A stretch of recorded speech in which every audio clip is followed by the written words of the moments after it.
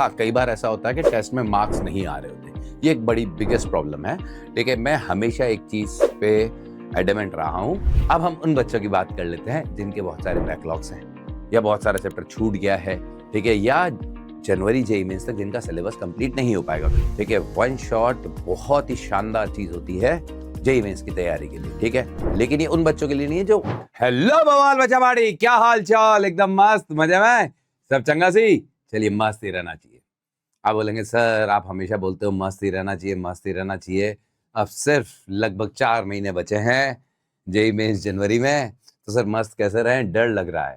तो देखिए, मैं एक साफ सी चीज बोलूंगा, डर सबको लगता है, गला सबका सूखता है, कोई बताता है कोई नहीं बताता है। देखिए सीधी सी बात है, नो बकवास, है ना। कोई एक्सप्रेस कर जाता है, कोई इमोशनली मतलब हैंडल नहीं कर पाता तो एक्सप्रेस कर जाता है, और कोई कहता है कि नहीं भैया बहुत सब बढ़िया चल रहा है, शानदार।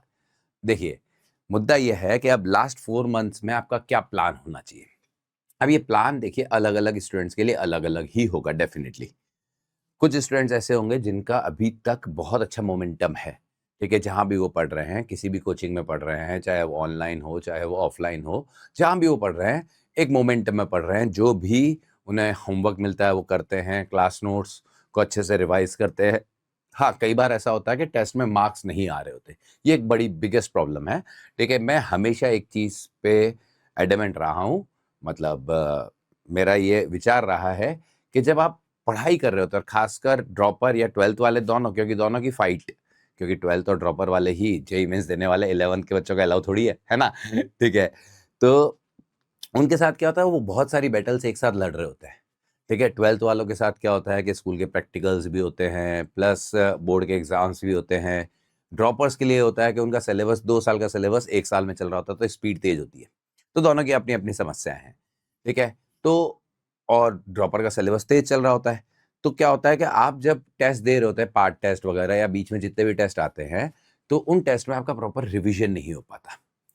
तो ध्यान रखिएगा, उससे आपको अपना दिमाग खराब नहीं करना है। ये बहुत सिंपल सलाह है मेरी कि जब भी कोर्स चल रहा होता है, उस समय अगर आपके टेस्ट में बहुत अच्छा परफॉर्मेंस नहीं आ पा रही, तो उसके लिए आपको ज़्यादा टेंशन नहीं लेनी है, ठीक है। अब अगली बात करते हैं, ये तो हो गया, ठीक है, कि भैया बीच में जो भी टेस्ट आ रहे हैं, उससे आप अपने आप को जज मत कीजिए। अगर आपका प्रॉपर होमवर्क हो रहा है, क्लास नोट्स में अच्छे चल रहे हैं, तो बढ़िया है, सब कुछ बढ़िया है, ठीक है, आप एक अच्छे मोमेंटम में हैं। लास्ट 10-15 या 20 डेज़ रखिएगा, जिसमें आप रिगरसली टेस्ट दें। वो सारे के सारे जो मतलब 20 दिन आपको 20 टेस्ट देने हैं, ताकि उस समय आपको एक प्रॉपर आइडिया लगे, और लास्ट के 2 महीने में आपको अपना रिविज़न स्टार्ट कर देना है। ये उन बच्चों को मैं एडवाइस दे रहा हूँ जिनका मोमेंटम अच्छा है, ठीक है? तो लास्ट के 2 महीने में आपको रिवीजन करना है। कैसे करना है? ऑब्वियसली बात है, थोड़ा-थोड़ा समय बचाइएगा, बूँद-बूँद से घड़ा भरता है। आप एक साथ पूरा घड़ा भरने की कोशिश करेंगे, नहीं हो पाएगा।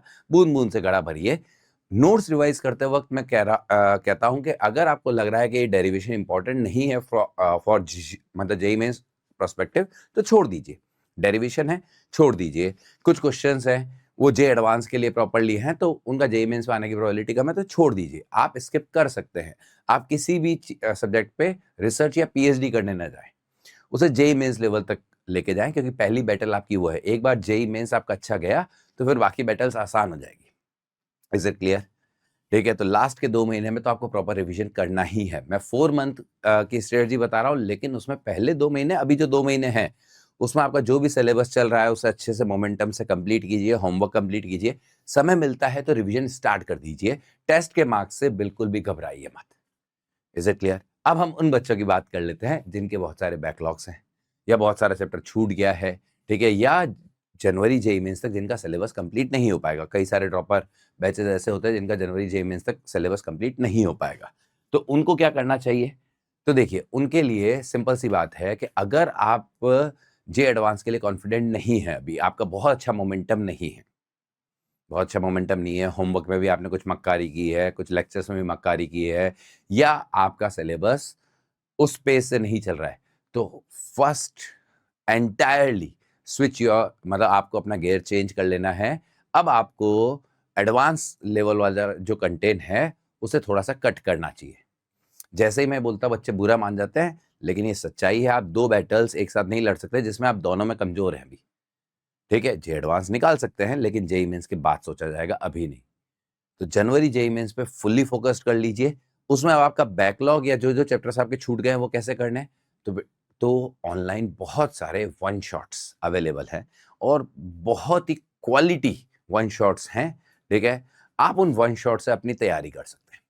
वन शॉट है उनका, कई बार पर्पस ये रहा होगा कि वन शॉट जो है वो 2025 के लिए डिजाइन था या 2024 के लिए था या जैसे भी था। लेकिन एक चीज बताइए, जेईई मेंस का सिलेबस तो लगभग लगभग वही है। तो जैसे मान लीजिए आपका रोटेशन छूट गया है, तो आप रोटेशन का वन शॉट कर लीजिएगा, एकदम शॉर्ट एंड स्वीट काम हो जाएगा। ठीक है, अब आप रोटेशन को बहुत स्ट्रांग नहीं कर सकते। अब आप सब कुछ देखिए, मैंने कहा सब कुछ पाने की चाह में आपके पास कुछ भी ना बचे, तो उससे बेहतर है कि पहले कुछ पा लिया जाए। ऑप्टिक्स छूट गई है तो ऑप्टिक्स जरूर कर लीजिए, थर्मोडायनेमिक्स है ये जरूर कर लीजिए, मॉडर्न फिजिक्स है जरूर कर लीजिए। ठीक है, बड़े बड़े चैप्टर्स में बोलता हूं कि पहले नहीं करने।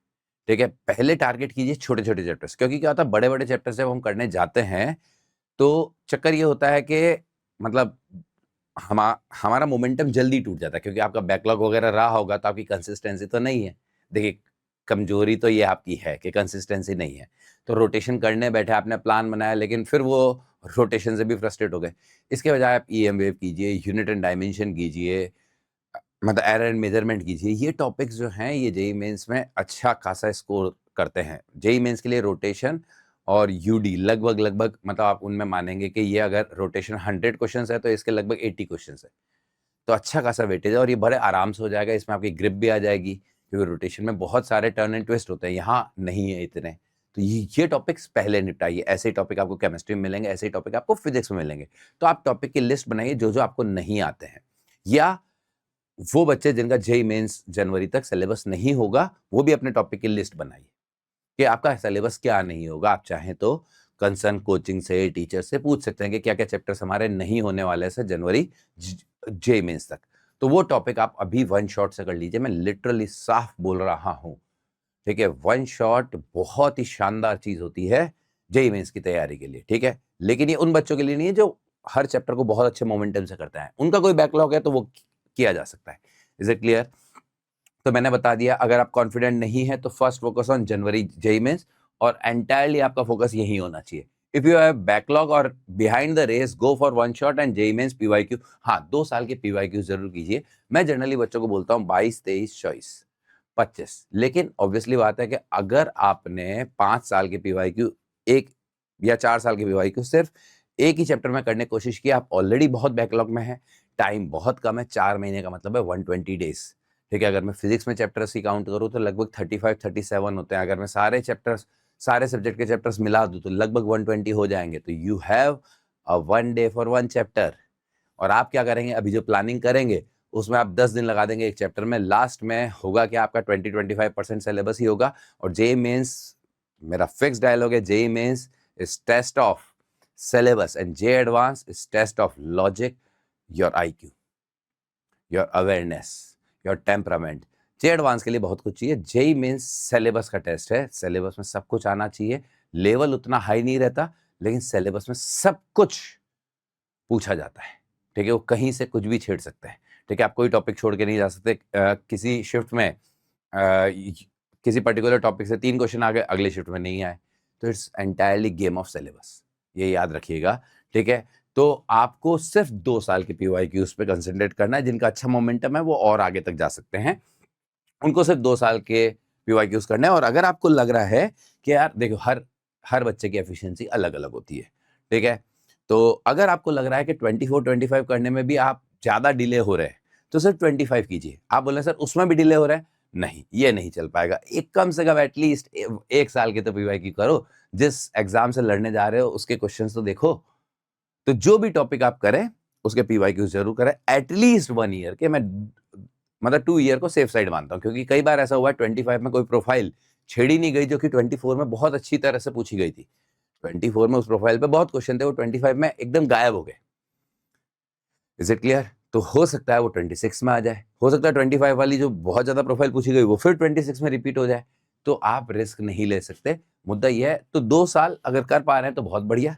Is it clear? ठीक है। हाँ, ये भी मैं आपको बता चुका हूं, छोटे छोटे चैप्टर्स को पहले टारगेट करें, don't go for the big ones, ठीक है। आपको लगता है कि पहले बिग वन करेंगे, रोटेशन से बहुत क्वेश्चन आते हैं, ये आते हैं वो आते हैं, जेई मेंस में नहीं होता ऐसा, जेई मेंस में नहीं होता ऐसा, ठीक है। जे एडवांस में होता है, डेफिनेटली होता है, जेई मेंस में नहीं होता। यहाँ पूरा सिलेबस आपको खंगाल के जाना है, आपको ईएम वेव भी करना है, सेमीकंडक्टर भी करना है, सबसे क्वेश्चन है, ठीक है। छोटे छोटे टॉपिक की लिस्ट पहले बनाइए, ठीक है। Revision is must even for one shot, याद रखिएगा आपको रिविजन तो सबको करना है। जो अच्छे मोमेंटम में चल रहा है उनको मैंने 2 महीने का टाइम दिया, लास्ट 2 महीने में तो आपको रिग्रेस रिविजन करना है, उसके अलावा आपके पास कुछ है ही नहीं। नेक्स्ट 60 डेज अगर आपका रिवीजन नहीं भी हो पा रहा तो भी कोई इशू नहीं है, पेपर में मार्क्स नहीं आ रहे तो भी कोई इशू नहीं है, लेकिन लास्ट 2 मंथ तो रखने ही है रिवीजन के लिए। जिनके बैकलॉग है, जो काफी पीछे हो गए हैं, वो वन शॉट से पढ़ रहे हैं, उनको भी रिवीजन करना है। याद रखिएगा हम इंसान हैं, इंसान की मेमोरी जो होती है, अगर चीजों को बार बार ना किया जाए तो वो उड़ जाती है। तो आपको वन शॉट, आपको पूरा लेक्चर दोबारा नहीं देखना है। आपने जब लेक्चर देखा, अपने शॉर्ट नोट्स बनाए, चीजें सीखी या पीडीएफ डाउनलोड करके उसी में कुछ चीजें लिख दी, आपको वो पीडीएफ वापस देखनी है या अपने नोट्स वापस देखने हैं, और जहां जहां आपको लग रहा था कि यहाँ यहाँ मुझे थोड़ा स्ट्रेस लगा था, उन चीजों को वापस कवर करते जाना है। या जहां आपको लगता है कि ये चीज याद होनी चाहिए, ये फॉर्मूला याद होना चाहिए ताकि मेरा काम चल जाए, वो सब। रिवीजन तो बेटा सबके लिए मस्ट है, मस्ट मतलब मस्ट, ठीक है। Participate in mock test at least in last 10 to 15 days.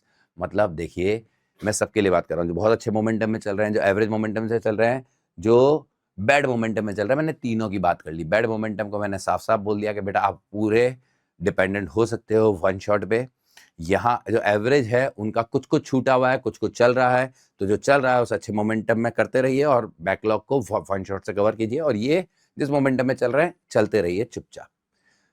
लेकिन तीनों को एटलीस्ट 10 to 15 डेज लास्ट में मॉक टेस्ट देने हैं, क्योंकि क्या होगा कि अगर आपने सारे पैरामीटर सही किए, सारे पैरामीटर सही किए, लेकिन आपने टेस्ट की प्रैक्टिस नहीं की, तो उस दिन एकदम से आप उखड़ोगे। और जनवरी में ऐसा बहुत सारे बच्चों के साथ होगा, तो आप उनसे डिफरेंट बन सकते हो, ये याद रखिएगा। क्योंकि जनवरी में अगर स्कोर कर लिया तो आप बहुत ज़्यादा टेंशन फ्री हो जाएंगे, और जनवरी में अच्छी परसेंटाइल लाने के चांसेस ज़्यादा है इन कंपेयर टू अप्रैल। अप्रैल में बच्चा बाउंस बैक करता है, वो अपनी गलतियों से बहुत शानदार तरीके से, जिनको झटका लग जाता है वो भी बाउंस बैक करते हैं, ठीक है। तो याद रखिएगा जनवरी आपके लिए पहली प्रायोरिटी रहे। यहाँ स्कोर अच्छा हो गया तो बहुत बढ़िया है, ठीक है, और स्कोर करना आसान भी है कंपेरेटिवली। तो आपको last 10 to 15 days mock test देना है। आप कहीं के भी टेस्ट दीजिए, कोई इश्यू नहीं है, लेकिन टेस्ट दीजिए। और अगर आप जो टेस्ट टाइमिंग स्लॉट्स हैं जेईई मेंस के, उन्हीं में दें। जैसे आज आपने मॉर्निंग वाले स्लॉट में दे दिया, कल आपने इवनिंग वाले में दे दिया, मॉर्निंग इवनिंग, ताकि आपका रिवीजन भी चलता जा रहा है और ये भी चलता जा रहा है। एक दिन, मैं ये नहीं कह रहा कि मॉर्निंग इवनिंग में दोनों टाइम दीजिए, एक दिन मॉर्निंग, एक दिन इवनिंग, एक दिन मॉर्निंग, एक दिन इवनिंग, तो ऐसा करेंगे हो जाएगा। इसके अलावा मेरे पास कुछ भी नहीं है। कई बच्चों को लग रहा होगा सर यहाँ कुछ जादू की पुड़िया देंगे सर, ठीक है, ऐसा होगा कि आज आज सर सीक्रेट बता देंगे फाइनली कि बेटा बस ये तुम मेरे 5 मिनट का लेक्चर सुन लो, तुम्हारे जेईई मेंस के सारे क्वेश्चन हो जाएंगे। ऐसे भी कुछ बच्चे होंगे जिनको लगेगा भैया एकदम जादू कर देंगे सर, ऐसा कुछ नहीं है। कुछ बच्चों को लगेगा अरे यार ये आदमी भी हमें मेहनत करने को ही बोल रहा है, तो मेहनत तो करनी ही पड़ेगी। हाँ, मैं आपको एक प्लान बता रहा हूँ कि just go for that plan. जिनका मोमेंटम अच्छा है, एवरेज मोमेंटम है या बैड मोमेंटम है, बैड मोमेंटम वापस बोल रहा हूँ, completely focused on one shot. ये अपने टॉपिक्स को सेलेक्ट करोगे, कहाँ कहाँ आप वीक हो, जो जो टॉपिक्स नहीं पढ़े हैं वो वन शॉट से कवर कीजिए। और यहाँ तो आप जिस मोमेंटम में चल रहे हैं चलते रहिए। रिविजन इन तीनों को करना है। वन शॉट, जैसे मान लीजिए चैप्टर पढ़ने में 10 लेक्चर लगता है, वन शॉट में टाइम बहुत कम हो जाता है, लेकिन रिवीजन तो इसका भी करना है। इसके नोट्स चाहे आप पीडीएफ को प्रिंट आउट निकालें या कुछ निकालें, लेकिन नोट्स रिवीजन तीनों को करना है, कंपल्सरी है। रिवीजन के बिना काम नहीं चलेगा, और टेस्ट सबको देने हैं। आई होप मेरी बात समझ में आई होगी। That is the best plan. मेहनत करनी पड़ेगी। हाँ, बस ये है कि आपको एक गाइडेंस दे दी मैंने। तो ये युद्ध है बेटा, मैं सिर्फ कृष्ण बन सकता हूँ, अर्जुन तो आप ही हैं, ठीक है। तीर तो आपको चलाना ही पड़ेगा। ऐसा नहीं है कि कृष्ण भगवान खुद उतर जाए मैदान में और आपको युद्ध जिता दे, नहीं, कर्म आपको करना पड़ेगा। मैं सिर्फ सारथी हूँ, ठीक है। तो बेटा टाटा बाय बाय, फिर मिलते हैं। Love you all.